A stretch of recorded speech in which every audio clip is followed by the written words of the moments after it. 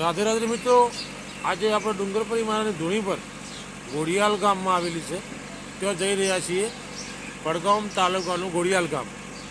તો ત્યાં આમ તો પ્રચલિત લગભગ 108 ધૂણી છે, પણ એક ધૂણી ઘોડિયાલમાં આવેલી છે, જે ડુંગરપરી મહારાજ ત્યાં એમ કે ભજન કરેલું છે અને ધૂણો તો આપેલા છીએ.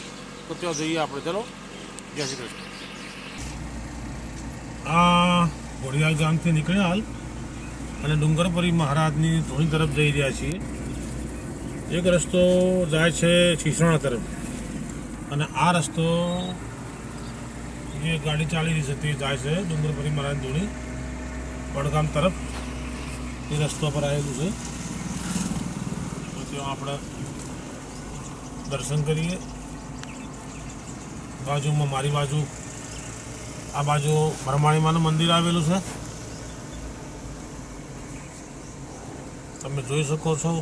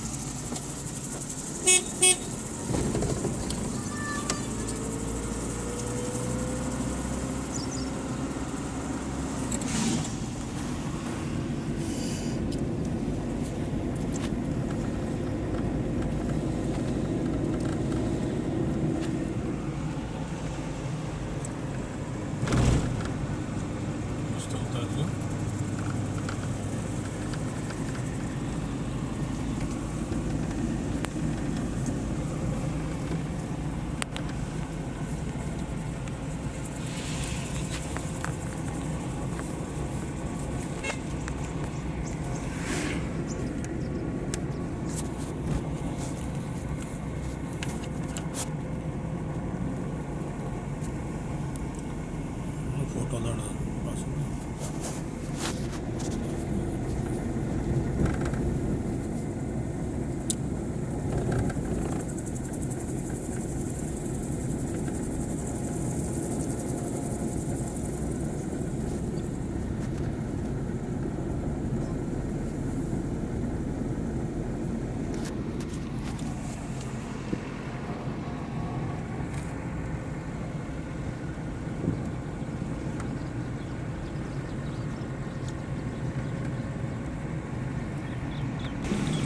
બોરા બધું લેજે મસ્ત આવે.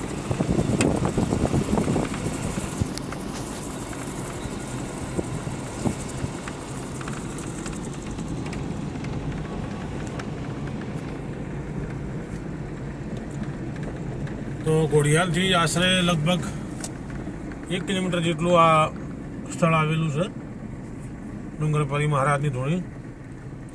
તો રોડથી ઘોડિયાલ ગામથી જઈએ એટલે 1 કિલોમીટર દૂર, અને ત્યાંથી ખાલી સાઈડ મારો એટલે રાજુભાઈના ખેતરમાં ધૂણી આવેલી છે. ચાલો તો ત્યાં જઈએ.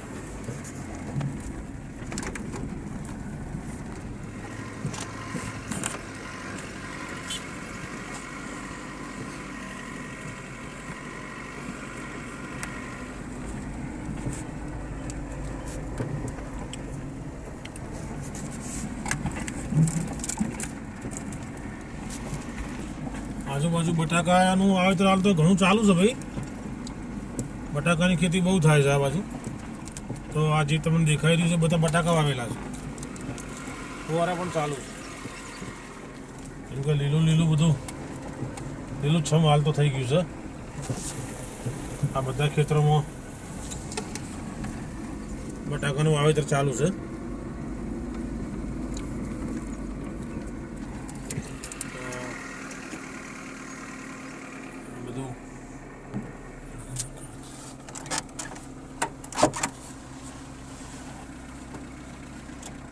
એવી ખેતી પણ સારી થઈ રહી છે બટાકાની. અને બટાકાનું વાવેતર લગભગ બનાસકાંઠામાં એટલે કે ડીસા છે કે અહીંયા વડગામ તાલુકામાં બહુ ખેતીનું બટાકાની ખેતીનું એવું વાવેતર છે. બહુ સારું એવું તમે જોઈ રહ્યા છો.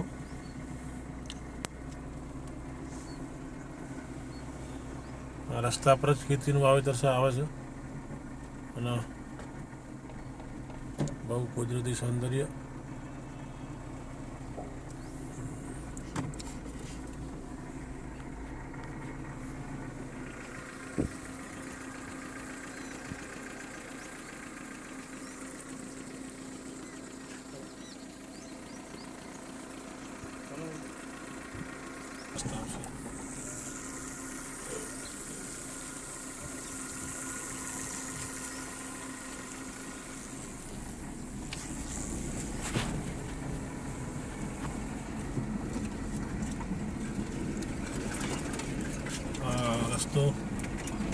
આપણો સાંકળો છે, આજુબાજુ વાડ પણ છે એટલે જોઈને હેડવા જેવું છે.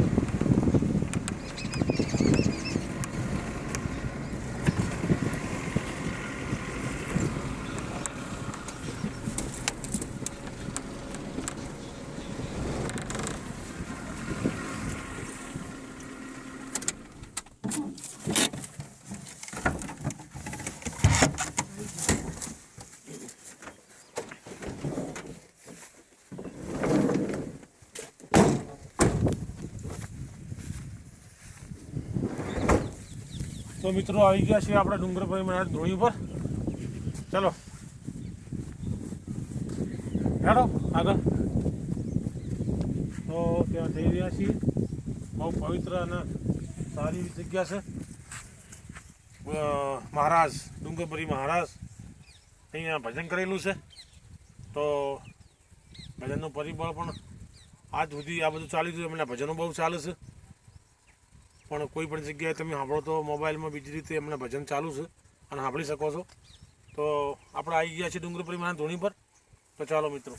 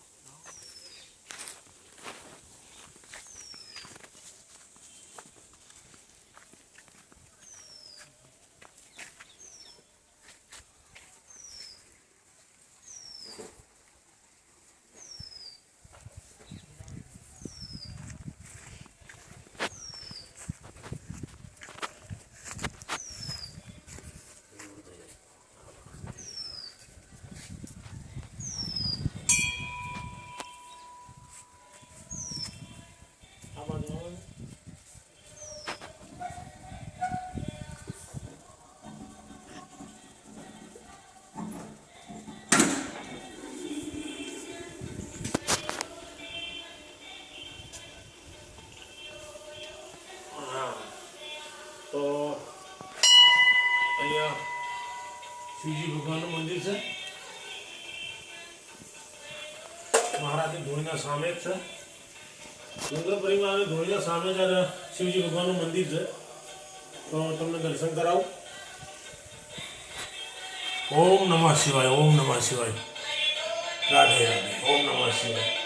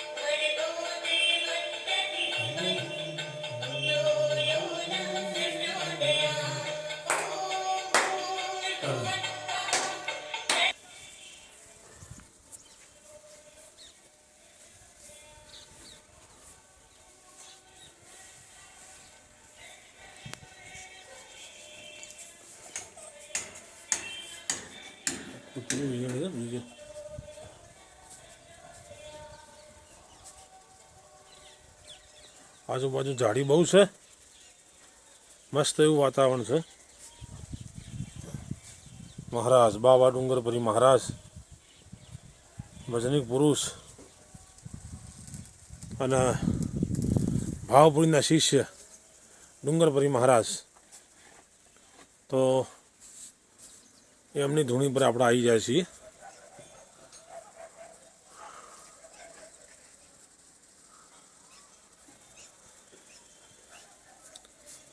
રાધે રાધે મિત્રો. આજુબાજુ મસ્ત એવો માહોલ, કુદરતી સૌંદર્ય બહુ છે. પરમાત્માએ આપેલી અમૂલ ભેટ, જેની તુલના આપણે કરી નાખીએ, નિહાળી શકીએ છીએ. માલિકે બહુ કૃપા કરી છે. કોટી કોટી વંદન માલિકને, કોટી કોટી વંદન. નિરંજન અલગ પુરુષને કોટી કોટી વંદન.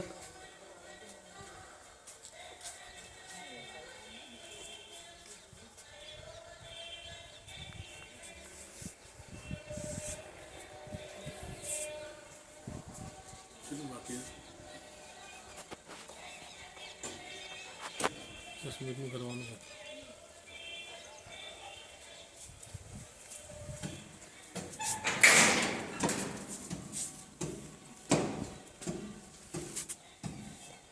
તો એવા મસ્ત ઝાડ ત્રિશુલ. હવે અંદર પ્રવેશ થઈ ગયા છીએ. આપણે અંદર પ્રવેશ કરી રહ્યા છીએ. ડુંગરપુરી મહારાજનો ધૂણો છે. ત્યાં ભજન અને અલગ પુરુષનું નામ ખૂબ માલે લીધેલું છે. ડુંગરપુરી મહારાજ ભાવપુરીના શિષ્ય, એમને અખંડ ભજન કરેલું છે. એ ભજનની પ્રક્રિયાની ભજન કરેલું ત્યાં ધૂણાને તમને દર્શન કરાવું. ચલો. ઓમ નમઃ શિવાય, ઓમ નમઃ શિવાય, ઓમ નમઃ શિવાય. ગુરુદેવ આત્મા, ગુરુદેવ ગુરુદેવ. ભાવપુરી મહારાજ અને શિષ્ય ડુંગરપુરી મહારાજ, તો એમની 108 ધૂણી અને એક ધૂણી આ ઘોડિયાળમાં ડુંગરાસુ પરમેશ્વરા. તો એવું ભજન કરેલું પરમાત્માનું. અને એ પણ આજે અંદર આ ભજનમાં અને આ ધૂણા પર જે તમને દેખાયેલું છે, એ કોઈ ડુંગરપુરી મહારાજનું એક વસ્તુ પણ હોઈ શકે છે અને છે. જેમ કે બહુ ઘણું સાનિધ્યમાં ભજન કર્યું છે અને ઘણા વર્ષ થઈ ગયા, એમને થઈ ગઈ કુલ 108 ધૂણી ડુંગરપુરી મહારાજની. તો એ ધૂણી પર આપણે આ દર્શન કરી રહ્યા છીએ. આ બાજુ તમને બતાવું.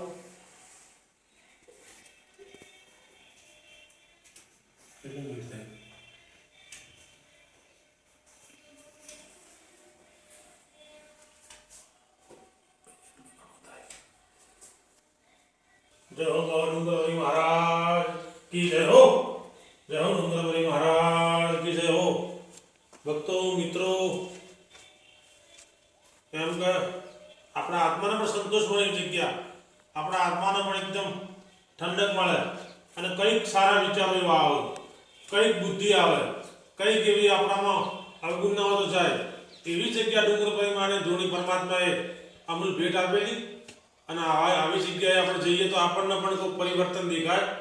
કેમ કે સાનિધ્ય, સંતોનું સાનિધ્ય અને પરમાત્માનું ભજન, કે આ દર્શન એવા સંતોની ભજન કરેલી ધૂણી, આવી જગ્યાએ જઈએ તો આપણા પણ પાપ કર્મો જે છે એ સંચિત કર્મો નષ્ટ થાય. તો એવી જગ્યાએ આવ્યા છીએ અને બહુ આનંદ અને વિભૂત અમુક આનંદ થાય છે આ જગ્યા પર. પરમાત્માએ બહુ સારી એવી જગ્યા અહીંયા છે ઘોડિયાળમાં, અને આપણને પણ આત્માને શાંતિ થાય. સામે એમના મહારાજને રહેવા માટે કુટીર છે બનાવેલી, ત્યાં પોતે રહે છે. આજુબાજુ બીલીના ઝાડ, બીજા ઝાડ, ચીકુડીના ઝાડ, અને એવા પક્ષીઓ, મોર, બીજા બહુ સરસ જગ્યા અને માહોલ છે.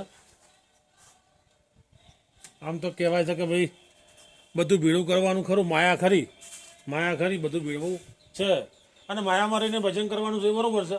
પણ હકીકતમાં બધું કરવાથી, બધું મેળવવાથી એ સારી વસ્તુ છે, પણ ભજન ન કર્યું તો બધું બેકાર છે.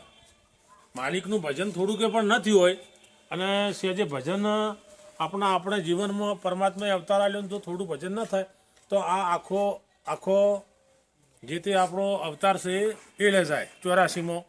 એના કરતાં પરમાત્માએ આપેલી ભેટ એ, અને કોઈ સંતોના સમાગમથી જો ભજન થઈ જાય તો આપણો બેડો પાર થઈ જાય એમ છે. રાધે રાધે મિત્રો, જય શ્રી કૃષ્ણ.